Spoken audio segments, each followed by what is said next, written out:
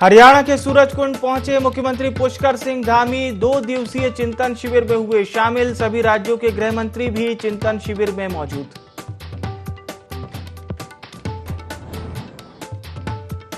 भैया दूज के पावन पर्व पर बंद हुए भगवान केदार और मां यमुनोत्री के कपाट। अब केदारनाथ की पूजा ओंकारेश्वर में तो यमुनोत्री की पूजा होगी खरसाली।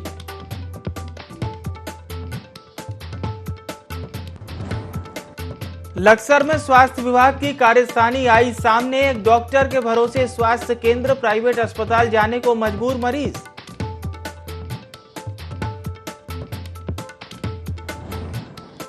चमोली के किसान देवेंद्र ने किया कीवी का उत्पादन। उद्यान विभाग की ली सहायता। लोगों के लिए मिसाल बने देवेंद्र। बाजार में कीवी का है अच्छा भाव।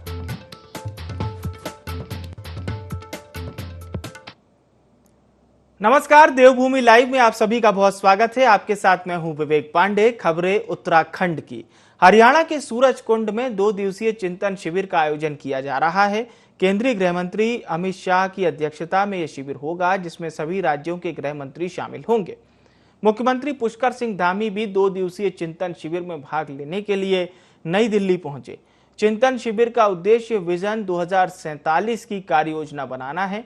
शिविर में आंतरिक सुरक्षा सहित कई विषयों पर चर्चा होगी। बीजेपी प्रदेश अध्यक्ष महेंद्र भट्ट ने बताया कि सभी प्रदेश के गृह मंत्रियों के साथ यह बैठक होगी और केंद्र द्वारा चलाई जा रही योजनाओं का क्रियान्वयन किस तरीके से राज्य कर रहा है, इन्हीं सभी मुद्दों को लेकर चर्चाएं की जाएगी।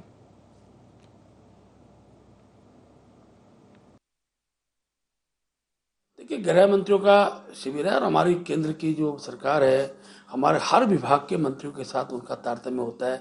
केंद्र सरकार के मंत्री राज्यों के मंत्रियों के साथ बैठकर केंद्र की योजनाओं का क्रियान्वयन और राज्य सरकार क्या सोचती है, इन सारे विषयों पर जब चर्चा होती है तो उसके समाधान निकलते हैं।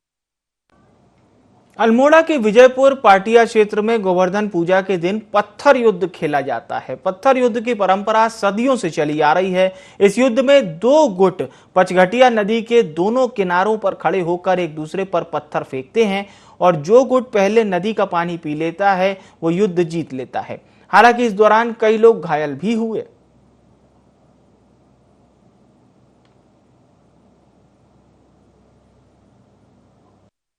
बंगवाल जो है ये पाटिया में खेली जाती है और जो है ये वर्षों से ही परंपरा चली आ रही है। ऐसा माना जाता है कि पहले से जो है एक अभ्यास के तौर पे चंद राजाओं के समय से ही बंगवाल खेली जाती है और बंगवाली पोखर देवी धुरा के बाद ये तीसरा भी बंगवाल मेला जो है जीवित जो है वो है और आवश्यकता मैं समझता हूँ इसके संरक्षण की, संवर्धन की एक तरीके से, एक व्यवस्थित तरीके से इसके आयोजन की है, जिसके लिए मैं समझता हूँ हमारे युवा वर्ग को आगे आना चाहिए और एकजुट होकर के इस मेले को एक भव्य दिव्य रूप से आगे बढ़ाना चाहिए, जिससे कि ये मेला प्रदेश में, देश में अपनी एक नई पहचान, नई ख्याति बना सके। तो बचपन से खेलते हैं, जब से छोटे थे, फिर इसके बाद बड़े हैं, फिर बंगवाल खेलते हैं। उत्साह का माहौल रहता है भैया। जब भी साल में एक बार होती है, जब भी घर आते हैं तो दिवाली में ही आते हैं घर बंगवाल खेलने स्पेशल।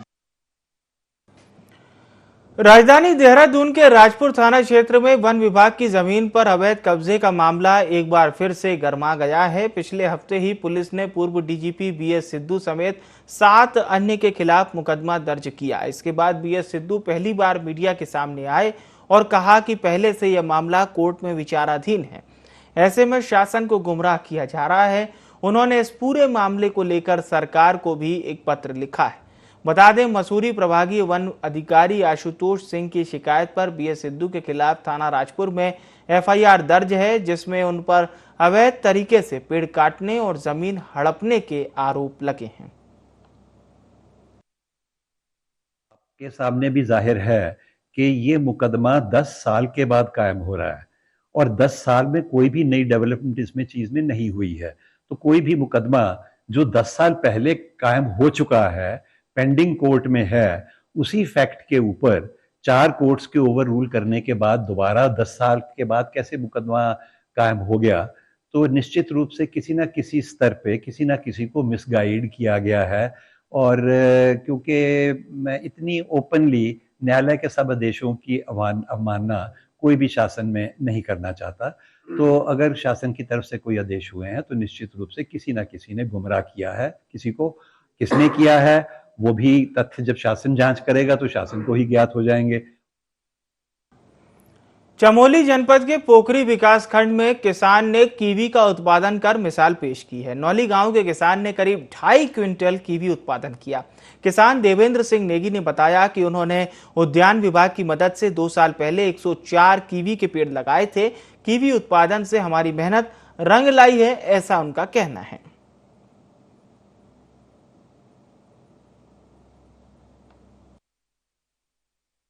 कीवी का ये देखा बगीचा, मैंने वहाँ कीवी का बगीचा देखा तो मैंने वहीं पर कल्पना कर दी थी कि जब हिमाचल इसी नेचर पर हम भी हैं, वहाँ कीवी हो सकता तो हमारे यहाँ क्यों नहीं हो सकता है।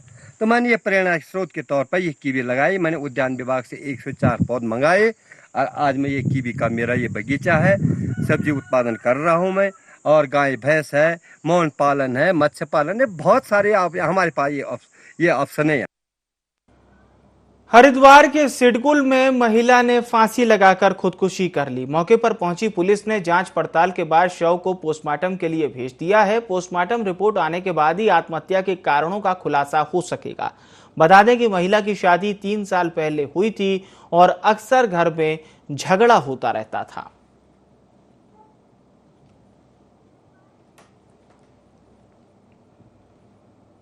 मरीजों के इलाज के लिए अस्पताल होता है, लेकिन अस्पताल जब खुद ही बीमार हो तो इसका इलाज आखिर कैसे होगा? जी हां, आपने बिल्कुल सही सुना। हम बात कर रहे हैं लक्सर के सामुदायिक स्वास्थ्य केंद्र की। यहां सुविधाओं के नाम पर मात्र 5 डॉक्टर हैं। अस्पताल के ओपीडी में मरीजों की संख्या लगातार बढ़ रही है, लेकिन मरीजों को कई घंटे इंतजार करना पड़ता है। वहीं एक्सरे, अल्ट्रासाउंड की सुविधा नहीं होने से मरीजों को बाहर जाना पड़ता है। गर्भवती महिलाओं के लिए अस्पताल में कोई सुविधा नहीं है। IND 24 संवाददाता गोविंद चौधरी ने मरीजों से बातचीत की है।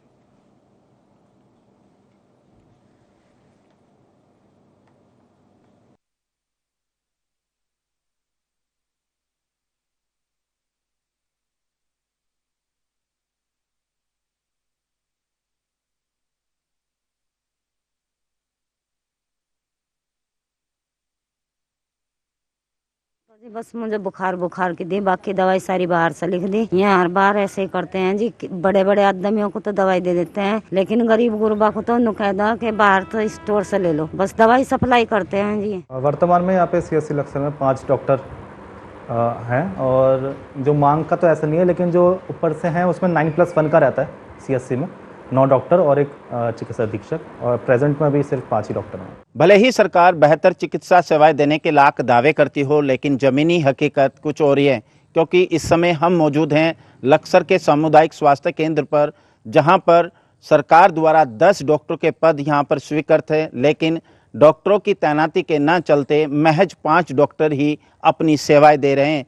यह अस्पताल अल्ट्रासाउंड और एक्सरे मशीन का न होना कहीं ना कहीं मरीजों को खासी परेशानी का सामना करना पड़ता है और आने वाले मरीजों को बाहर से ही मूलभूत सुविधा लेनी पड़ती है। 1,20,000 की आबादी पर बना यह अस्पताल आज अपनी बदहाली के आंसू रो रहा है। बहरहाल देखना होगा कि यहाँ पर तैनात डॉक्टरों की भरपाई और आने वाले मरीजों को इसका लाभ कब तक मिल पाता है। IND 24 के लिए गोविंद चौधरी। लोहाघाट से सिखों के प्रसिद्ध तीर्थ स्थल रीठा साहिब जाने वाली एकमात्र बस बीती 28 सितंबर से बंद पड़ी है, जिससे लधिया घाटी क्षेत्र के लोगों को काफी दिक्कतों का सामना करना पड़ रहा है। यात्री ओवरलोडेड टैक्सियों में भी ज्यादा किराया देकर यात्रा करने को मजबूर हैं। वृद्ध और दिव्यांग जनों के साथ ही साथ सभी यात्रियों ने जल्द से जल्द बस सेवा शुरू करने की मांग की है। डिपो के AGM नरेंद्र कुमार गौतम ने बताया कि खराब बस को ठीक कराया जा रहा है, 1 हफ्ते में जिसके ठीक होने की उम्मीद है। में खराबी आया तो इस गाड़ी को ट्रांसपोर्ट खेती का हिसाब में भेजा गया है सही होने के लिए। संभावना लग रही है इस हफ्ते के अंदर ये गाड़ी जो सही होकर आ जाएगी तो हम इसको पुनः रीठा साहिब के लिए संचालित करेंगे, क्योंकि यात्रियों का ध्यान रोडवे की तरफ ज़्यादा आकर्षित है, क्योंकि रोडवे में किराया कम है, सहूलियत मिलती है यात्रियों को, यात्रियों का बीमा होता है, तो सही होकर गाड़ी आ जाएगी। हम पुनः इस गाड़ी को दोबारा संचालन करेंगे। बाजपुर के ग्राम नंदपुर में इंटरार्क मजदूर संगठन ने समस्याओं को लेकर बैठक आयोजित की। इस बैठक में किसान और मजदूर संगठन के पदाधिकारी शामिल हुए। आपको बता दें 29 अक्टूबर को होने वाले फैसले को लेकर भी चर्चा की गई। इस चर्चा में निर्णय लिया गया कि अगर मजदूरों के पक्ष में फैसला नहीं आया तो 18 नवंबर को महापंचायत आयोजित कर उग्र आंदोलन किया जाएगा। बता दें कि इंटरार्क कर्मचारी अपनी मांगों को लेकर 1.5 साल से आंदोलन कर रहे हैं। रुद्रपुर में किशा में है, वो उनके जो मजदूर हैं वो बेचारे 1.25 साल से धरने पे बैठे हुए हैं। कई दफ़ा इनकी वार्ता हो चुकी है प्रशासन से, मगर किसी तरह बात नहीं लगी। इनके बच्चे भूखमरी पे आ गए हैं। इनके पास कोई, हमने इनको अनाज भी भेजा, यहाँ से पैसे इकट्ठे करके भेजें ताकि इनके बच्चों को गुजारा होता रहे, मगर जो फैक्ट्री मालिक है उसको कोई तरस नहीं आ रहा। इसके विषय में हमारी पिछले महीने पंचायत हुई थी, टिकैत साहब उसमें आए थे। उन्होंने कह दिया था अगर ये फैसला फैक्ट्री मालिक नहीं करेगा तो हम अगले महीने की 18 तारीख को महापंचायत आएगी, उसमें ट्रैक्टर ट्राली ला के गेटों का आगे खड़ी कर देंगे और बिल्कुल फैक्ट्री बंद करवा देंगे। आज यहाँ जो दोनों फैक्ट्रियों के कर्मचारियों की यूनियन के प्रतिनिधि हैं वो भी हैं और किसानों के जो प्रतिनिधि वो भी बैठे हैं, और उसमें ये निर्णय लिया गया है कि जैसा फैक्ट्री प्रबंधन चाहता है कि वो सिर्फ फैक्ट्री के जो मजदूरों के प्रतिनिधि हैं उन्हीं से वार्ता करना चाहता है, तो इससे किसान प्रतिनिधियों को कोई आपत्ति नहीं है। तो आज कहा गया है पूरी किसान प्रतिनिधियों द्वारा कि सारे जो मजदूर प्रतिनिधि हैं वो वार्ता करें 29 तारीख को, जो प्रस्तावित वार्ता है। और उसमें फैक्ट्री प्रबंधन से भी ये उम्मीद की गई है कि वो सहानुभूतिपूर्वक इनकी समस्याओं का समाधान करें। अगर वो फैक्ट्री प्रबंधन फिर भी हठधर्मिता पर रहता है और शासन प्रशासन इन मजदूरों की बात को नहीं सुनता है, का जो ऐलान है कि वो 18 तारीख से इंटरार्क के जो किच्छा फैक्ट्रीज के गेट पर बैठेंगे किसानों मजदूरों के साथ, तो फिर उसकी तैयारी के लिए पूरी योजना बनाई। भाई दूज पर केदारनाथ धाम के कपाट पूरे वैदिक मंत्रोच्चार और विधि विधान के साथ बंद हुए। इस अवसर पर 2500 से अधिक श्रद्धालु कपाट बंद होने के साक्षी बने। सुबह 4 बजे से कपाट बंद करने की समाधि पूजन प्रक्रिया शुरू हो गई थी। 29 अक्टूबर को केदारनाथ की पंचमुखी डोली ओमकारेश्वर मंदिर ऊखीमठ पहुंचेगी। वहीं प्रदेश के मुख्यमंत्री पुष्कर सिंह धामी ने केदारनाथ धाम के कपाट बंद होने के अवसर पर तीर्थ यात्रियों का आभार जताया और कहा कि इस बार 4 धाम यात्रा रिकॉर्ड तोड़ हुई है। गौरीकुंड केदारनाथ रोपवे के बनने से केदारनाथ यात्रा और भी अधिक सुगम हो जाएगी।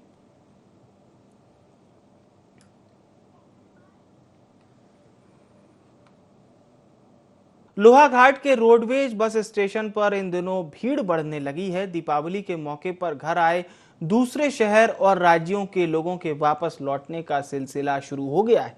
वहीं रोडवेज के वरिष्ठ लिपिक मोहन गहतोड़ी ने बताया कि त्योहारों के चलते परिचालकों की कमी देखी जा रही है, जिसके चलते बसों के संचालन में काफी दिक्कतें आ रही हैं। भीड़ बढ़ने पर लोहाघाट डिपो अतिरिक्त बसों का संचालन भी करेगा, जिससे यात्रियों को कोई परेशानी ना हो। प्रवासी लोग जो भी दिवाली पर्व मनाने के लिए अपनी दूर दराज से जो लोग आए थे, प्रदेश से यहाँ पे आए थे, दिल्ली देहरादून हरिद्वार से जो लोग आ रहे थे, उनकी सब वापसी शुरू हो गई है। हम लोग पूरी व्यवस्था के साथ यात्रियों को अपने गंतव्य को भेजने के लिए व्यवस्थाएं कर रहे हैं। गाड़ियाँ तो हैं ही, लेकिन परिचालकों की डिपो में बहुत कमी है। भीड़ बढ़ेगी तो कल से स्टाफ भी आ जाएगा और हमारी पूरी वो कोशिश रहेगी कि हम हर यात्री को अपने बसों में बैठाएं और उनको गंतव्य को भेजें। और अतिरिक्त बसें कल से अगर भीड़ बढ़ेगी तो गाड़ियों को हम अप डाउन करके जो गाड़ी सुबह आएंगे उनको लौटा के अतिरिक्त वाहन भी चलाएंगे यात्रियों की संख्या को देखते हुए।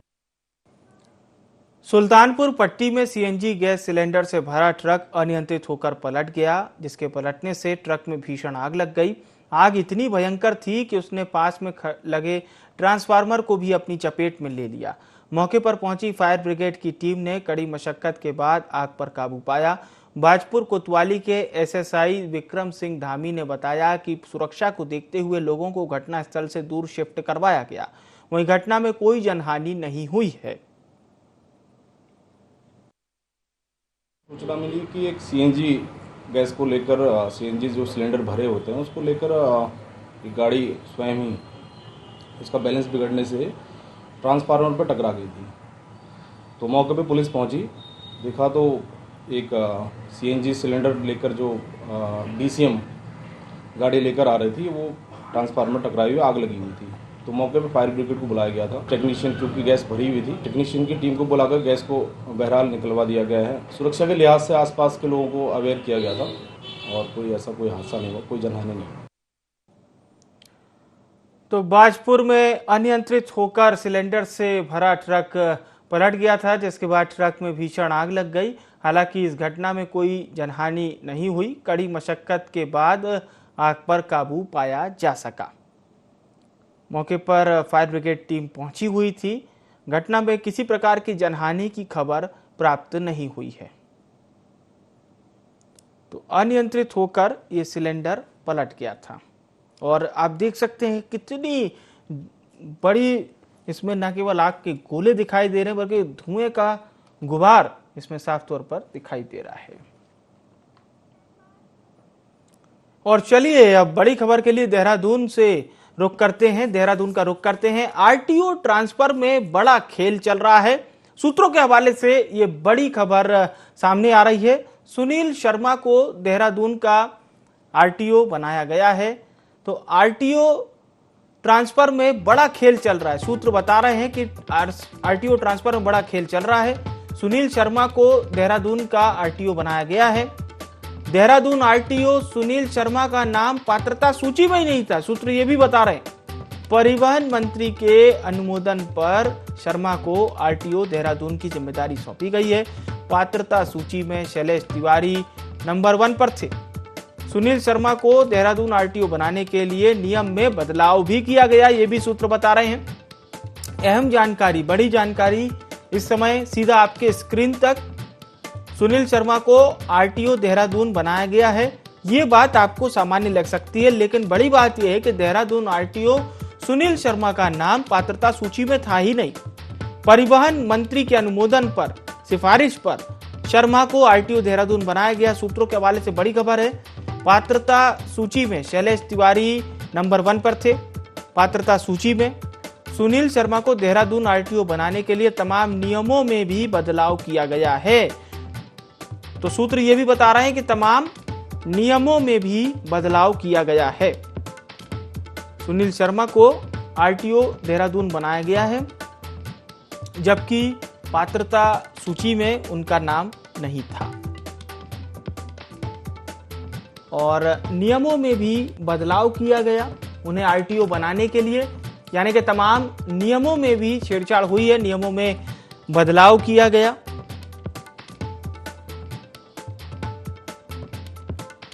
ये अहम जानकारी इस समय आपके स्क्रीन तक। आरटीओ ट्रांसफर में ये बड़ा खेल सामने आया है कि किस तरह से सुनील शर्मा, जिनका नाम पात्रता सूची में ही नहीं था, उन्हें आरटीओ बनाया गया। और देहरादून आरटीओ सुनील शर्मा का नाम, सबसे बड़ी बात की पात्रता सूची में नहीं था। परिवहन मंत्री के अनुमोदन पर शर्मा को आरटीओ देहरादून बनाया गया है, यानी देहरादून आरटीओ राजधानी के परिवहन विभाग की जिम्मेदारी इनके कंधों पर होगी। एक बहुत ही महत्वपूर्ण विभाग होता है और उसमें भी राजधानी देहरादून का आरटीओ सुनील शर्मा संभालेंगे।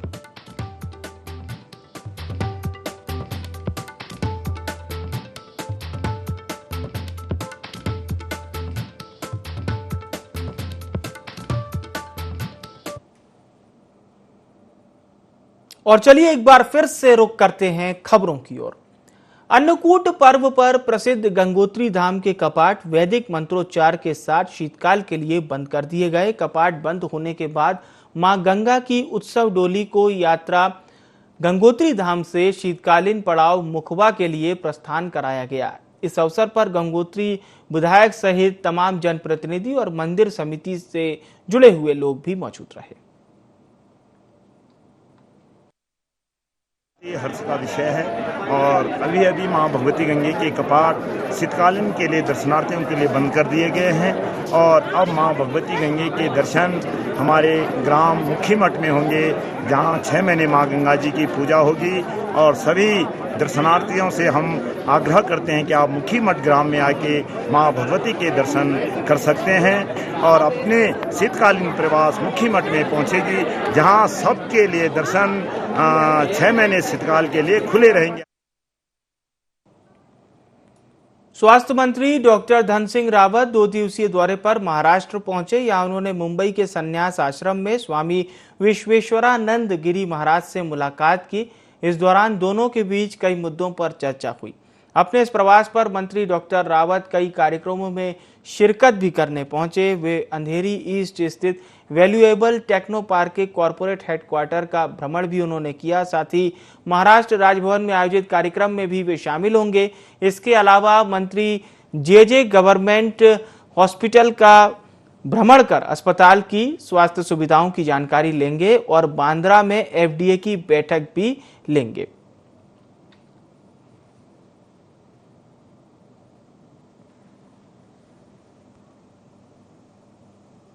मुख्यमंत्री पुष्कर सिंह धामी ने सीएम हाउस में गोवर्धन पूजा की। इस अवसर पर उन्होंने प्रदेशवासियों को पर्व की बधाई देते हुए सभी की सुख समृद्धि की कामना की है। साथ ही उन्होंने कहा कि गाय सनातन संस्कृति के साथ समस्त मानव जाति के लिए आदरणीय और पूजनीय होती है।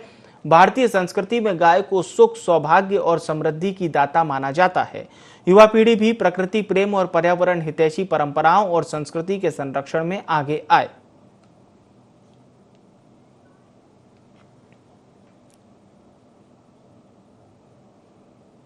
उत्तराखंड में बीजेपी ने मिशन 2023 की तैयारियां शुरू कर दी हैं। इसी कड़ी में बीजेपी जनता की समस्याओं के समाधान के लिए प्रदेश कार्यालय में जनता दरबार भी लगाएगी। बीजेपी प्रदेश अध्यक्ष महेंद्र भट्ट ने कहा कि जनता दरबार लगाने को लेकर 28 अक्टूबर को एक बैठक की जाएगी। उन्होंने कहा कि एक कार्यकर्ता प्रदेश स्तर पर तय किया जाएगा जो मंत्रियों से सामंजस्य कर जनता दरबार लगाने का काम करेगा।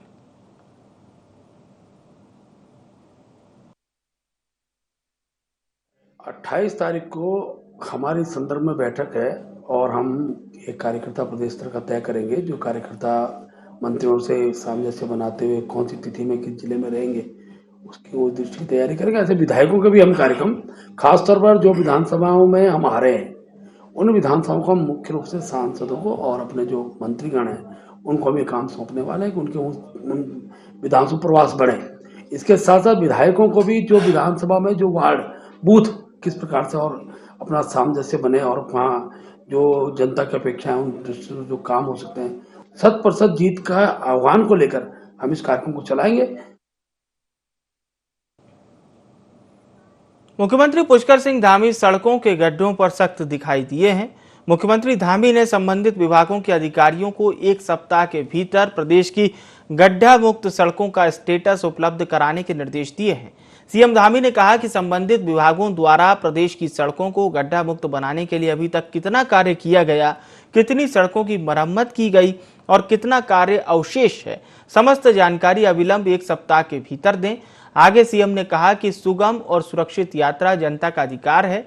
जनता की सुविधाओं का ध्यान रखना राज्य सरकार की सबसे बड़ी प्राथमिकता है।